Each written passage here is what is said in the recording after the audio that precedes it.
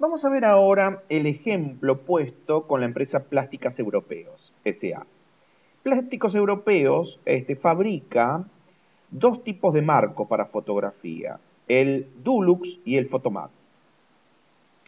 El Dulux, ¿sí?, son más pequeños y cuestan algo menos que los Photomat, ya que son más delgados y se utilizan para fotografías tomadas por cámaras instantáneas muy comunes en el mercado.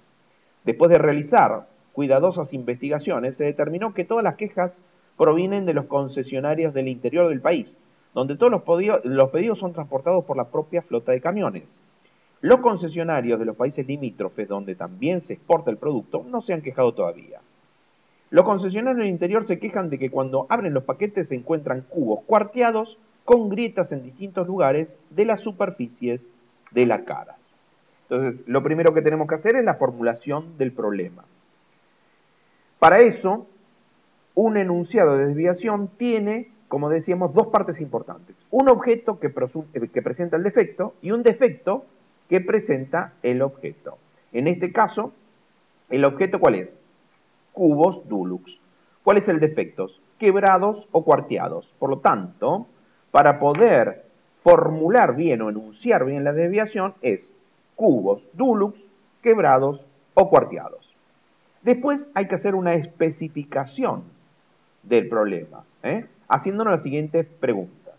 ¿Qué nos permite identificar el problema? ¿Dónde nos permite ubicar el lugar del problema? ¿Cuándo nos da su dimensión temporal? ¿Y cuánto nos expresa la magnitud o extensión del problema? Y esas preguntas nos las hacemos con el primero, que es el cubo Dulux. Y en el ejemplo fue claro. Para poder hacer una especificación mejor del problema, hay que hacer la pregunta ¿qué?, ¿dónde?, ¿cuándo y cuánto? Y llegamos a la siguiente conclusión. El problema son los cubos Dulux, que vienen quebrados o cuarteados. El problema, ¿dónde se ubica? En los concesionarios del interior del país. Y generalmente se presenta en la superficie de las caras al azar. ¿Cuándo? Este problema se empezó a ver hace 7 semanas, al abrir los paquetes en los concesionarios. Y la ocurrencia es en forma periódica. ¿Y cuánto? Aproximadamente 4.000 cubos Dulux, un 10% del total.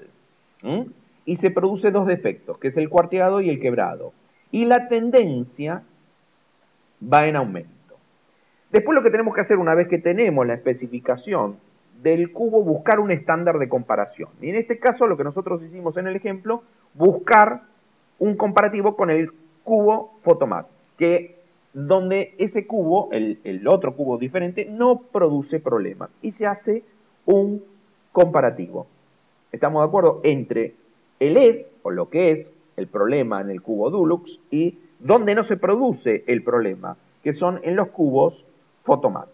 Entonces, una vez que lo tenemos, estos dos productos para ser comparados, buscamos la diferencia entre los dos. ¿Y cuáles son las diferencias? Que el Dulux es más pequeño y más delgado y más barato. También hay una diferencia con el medio de transporte. El Dulux va en camión y donde se produce la diferencia es en el camión, no, por ejemplo, en el envío por avión al exterior. También hay diferencia entre uno y otro, que tienen una nueva caja de embalaje y que se incorporó nuevos empleados para que hagan la producción de los cubos. Entonces, una vez que tenemos esas diferencias, lo que tenemos que analizar, qué cambios pudieron haber producido esas diferencias, ¿sí? Pero cambios puede haber muchos. Algunos pueden haber contribuido al problema y otros no.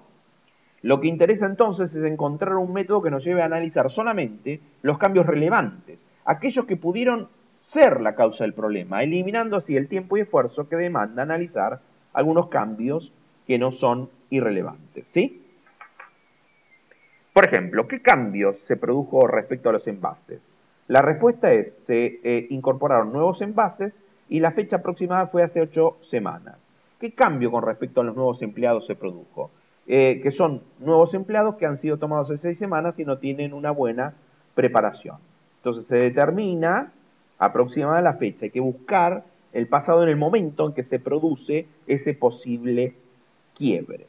Después lo que tenemos que hacer es la generación de posibles hipótesis de causa. Entonces, hay que agarrar cada uno de los cambios y verificarlo con las diferencias. ¿Estamos de acuerdo? Y para eso, lo que nosotros tenemos que hacer es hacerlo pasar para buscar la causa probable por 10 conceptos para ir limando y verificando si realmente eso ha producido la falla o no. Por ejemplo, como yo bien dije, primero hay que agarrar una diferencia, un cambio, e ir comparando con las diferencias. También vos podés agarrar un cambio e ir incorporando una diferencia y la segunda diferencia. Porque, por ejemplo, en la hipótesis que nosotros vamos a utilizar después de haber hecho un pequeño juego entre los cambios y la diferencia es el siguiente. El nuevo envase, más el hecho de ser más delgado y transportado por camión, provoca la falla. El nuevo envase fue el cambio. La diferencia es que el cubo Dulux es más delgado y que es transportado por camión. Juntamos el cambio con dos diferencias y aparece la primera hipótesis. El nuevo envase más el hecho de ser más delgado, los cubos Dulux, transportado por camión, es lo que produjo o es la causa de nuestro problema. Entonces lo que hacemos es ir haciéndolo pasar por distintas hipótesis. Entonces veamos cómo se fue haciendo. La primera línea, el primer análisis, ¿es razonable por el hecho de que el Dulux sea más delgado que el Photomat que haya producido la causa? Sí. La segunda línea, sí, ¿es razonable que provoque cuarteado o quebradura y no otro tipo de efecto? Sí. ¿Es razonable que se vea en el interior del país por el transporte en el camión y no en el exterior? Sí. ¿Es razonable o aceptable que el defecto se vea en la superficie de las caras al azar y no en la base o puntos específicos de la cara? Sí. ¿Es razonable que se haya visto por primera vez hace 7 semanas y no antes? Pues el nuevo envase se lanzó aproximadamente hace 8 semanas y hay un tiempo de transporte que justifica la demora en la recepción de quejas. Sí. ¿Es razonable que se haya visto al abrir los concesionarios los paquetes y no antes en la sección de embalaje? Por ejemplo, pues está en el transporte esta hipótesis de causa. O sea, acá lo que dice es, ¿eso se produjo cuando los concesionarios abrieron el paquete? Sí. ¿Es razonable que el defecto sea esporádico y que no tenga periodicidad? Sí. ¿Es razonable o aceptable que los cubos sean aproximadamente 4.000, ni más ni menos? Sí. ¿Es razonable o nada se opone a que el número de defectos sea 2, quebrados y cuarteados, y no otro número? Sí. ¿Es lógico o razonable que el problema continúe y crezca si no se hace nada al respecto? Sí.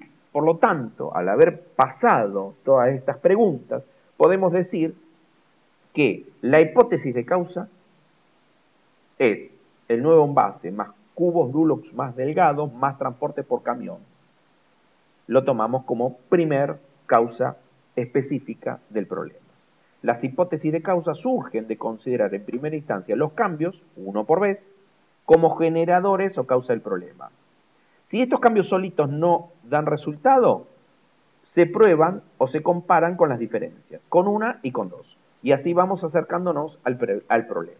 Entonces lo que hay que hacer ahora es la verificación de la causa del problema y la resolución del problema en sí, que por una cuestión de tiempo lo vamos a ver en el próximo video.